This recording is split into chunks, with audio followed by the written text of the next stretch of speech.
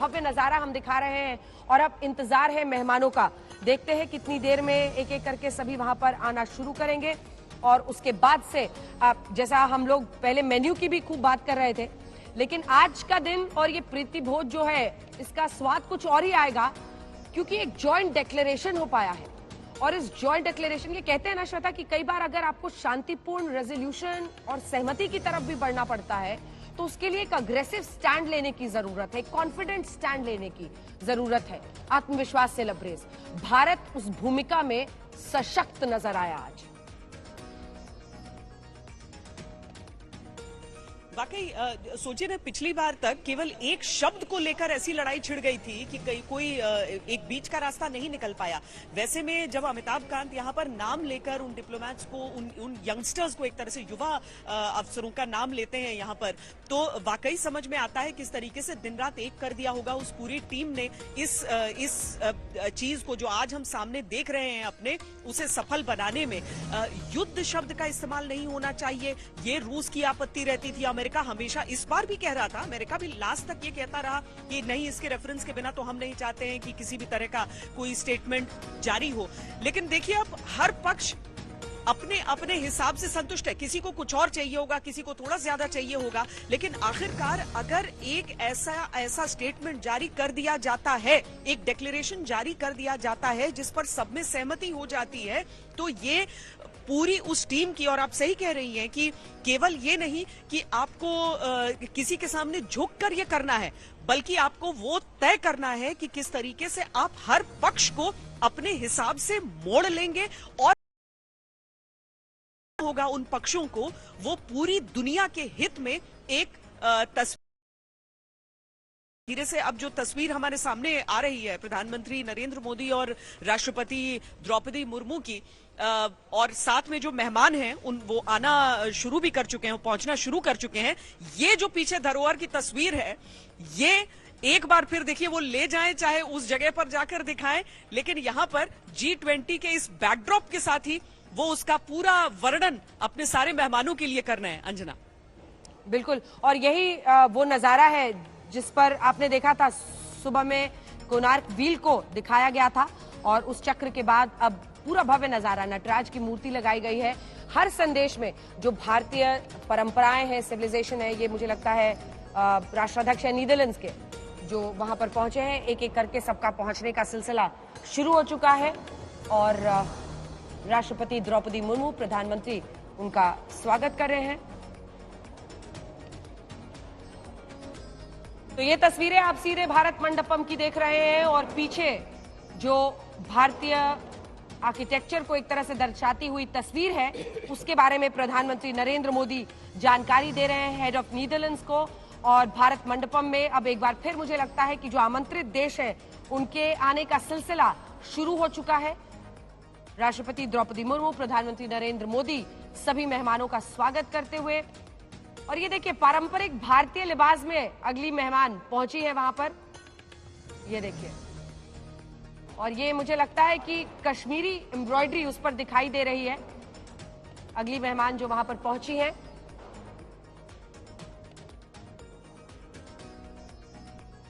अब ये तस्वीर भी अपने दर्शकों को बता देते हैं, ये नालंदा महाभारा की तस्वीर है जो कि 15 सेंचुरी और 12वीं सदी की है। उस वक्त ये ऑपरेशन में था। नालंदा की ये तस्वीर है। इसकी जो पूरी विरासत है वो बुद्ध और महावीर के युग को जाती है, वहां पर जाती है।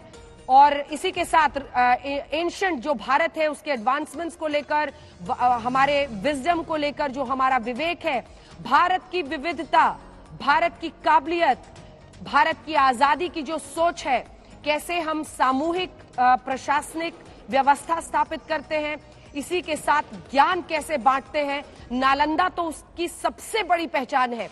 और ये नालंदा के ही महाविहारा की आप तस्वीर देख रहे हैं प्रधानमंत्री नरेंद्र मोदी के पीछे, जहां पर वो स्वागत करेंगे। तो नटराज की मूर्ति जो है वहां का व्यू है, लेकिन प्रधानमंत्री जहां पर सबका स्वागत कर रहे हैं 5वीं से 12वीं शताब्दी के बीच, माफ कीजिएगा, 5वीं से 12वीं शताब्दी के बीच के नालंदा महाविहारा की ये तस्वीर है। इसकी विरासत बुद्ध और महावीर के युग में जाती है और ये पहचान है भारत की उस सोच की जहां ज्ञान का सागर बहा। देखिए, उसी नालंदा जो कि शिक्षा का सबसे बड़ा केंद्र था, लंबे वक्त तक उसकी अनदेखी हुई और वहीं का नजारा हम आपको दिखा रहे हैं। सबसे पुराने अंतर्राष्ट्रीय विश्वविद्यालय जिस नालंदा में था, वो एक जीता जागता उदाहरण है, एक टेस्टमेंट है उस भारत की स्पिरिट का जिसको हम जीते हैं और जिस कमिटमेंट के साथ हम आगे बढ़ रहे हैं G20 प्रेसिडेंसी में। देखिए श्वेता, दिलचस्प है, नालंदा महाविहारा जहां पर ज्ञान का सागर है, जो शायद विश्व का सबसे पुराना विश्वविद्यालय है, उसकी तस्वीर आज पीछे लगाई गई है यहां पर कोणार्क चक्र के बाद। जी अंजना, जो नालंदा यूनिवर्सिटी, इन तस्वीरों को देखकर अब मुझे याद आता है छोटे में जब हम लोगों को ले जाया जाता था तो पीछे के उन सीढ़ियों पर हम चढ़ पाते थे। आज वो इतनी जर्जर स्थिति में आ गई हैं कि अब पूरी तरीके से एएसआई ने घेर दिया है और आप उन सीढ़ियों के ऊपर नहीं जा सकते हैं। लेकिन बख्तियार खिलजी ने इसे आग लगाई थी और 3 महीने तक ये यूनिवर्सिटी, इसकी जो लाइब्रेरी इतनी समृद्ध थी कि 3 महीने तक वो आग धधकती रही थी। अब जब प्रधानमंत्री नरेंद्र मोदी यहां पर उस विरासत की बात करते हैं तो एक साथ कितने सारे संदेश वो दे देते हैं। बेहद समृद्ध ज्ञान का भंडार और इसका जो उल्लेख है वो अलग अलग तरीके से, इसका वर्णन अलग अलग तरीके से मिलता रहता है। अब इसके जरिए देखिए, अभी नीतीश कुमार भी आते हैं तो नालंदा, जो कि उनका गृह राज्य भी है, उनका अपना क्षेत्र है, वहां की तस्वीर जब वो पृष्ठभूमि में देखते हैं, जब सारी दुनिया के नेता उसके सामने तस्वीर खिंचवाएंगे तो बड़ा दिलचस्प है, भारत की राजनीति के हिसाब से भी और विश्व की जो कूटनीति है उसके हिसाब से भी। अंजना, बिल्कुल। प्रसून शर्मा भी हमारे साथ डायरेक्टर चाइना सेंटर के जुड़ गए हैं। अब जो खास मेहमान है उनसे एक कमेंट लेते हैं, क्योंकि अब टेड्रोस को आप देख रहे हैं, WHO के हेड हैं। सबका स्वागत करते हुए अब भोजन का वक्त आ चुका है। अजय जैन भुटौरिया भी हमारे साथ जुड़ गए हैं। आपके साथ मैं शुरुआत करना चाहती हूं इस बार, अजय जैन भुटौरिया साहब, तमाम अटकलों के बीच, नकारात्मक कयासों के बीच एक सफल डिक्लेरेशन, और वो भी हर मुद्दे पर, किसी मुद्दे से आंख चुराता हुआ ये डिक्लेरेशन नहीं है।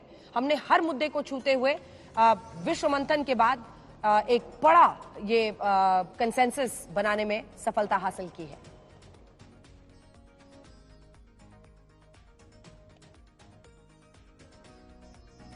अजय जी अनम्यूट कीजिए, अनम्यूट कीजिए।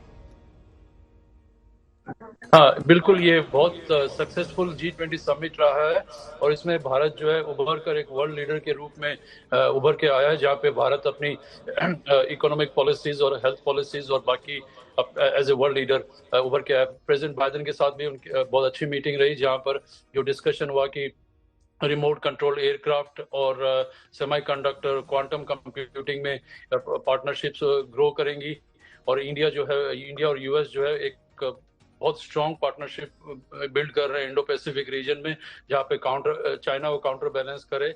और इसके अलावा US जो है जो चाहता है कि वो रशिया को रिप्लेस करे arms as a one of the big arms supplier to India.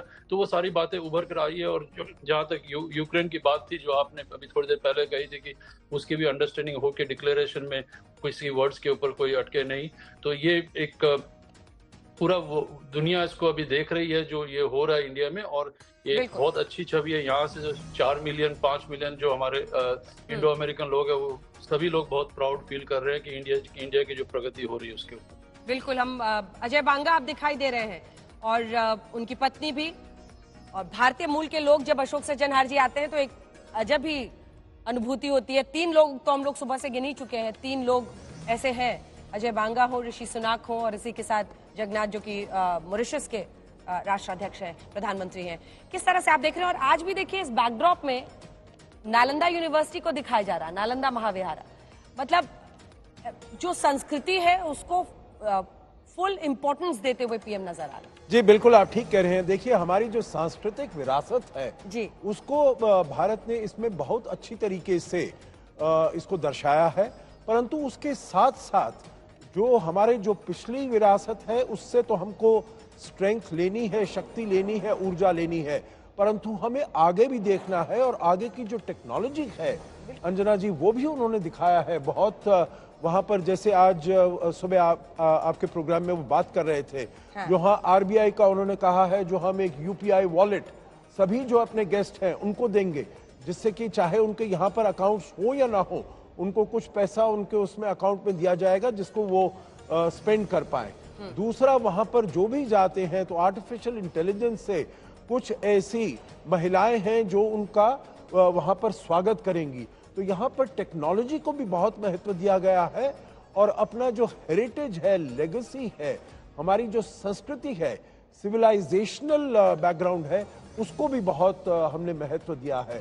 तो जैसे कि कहा जाता है जो अपना पुराने अपनी हिस्ट्री को जाने, इतिहास को जाने, आप अपना प्रेजेंट नहीं समझ सकते, प्रेजेंट नहीं समझने के पहले आप अपना फ्यूचर को नहीं प्लान कर सकते। और हम बहुत गर्व के साथ अपना इतिहास, अपने आर्किटेक्चर, अपने सिविलाइजेशन को दिखा रहे हैं।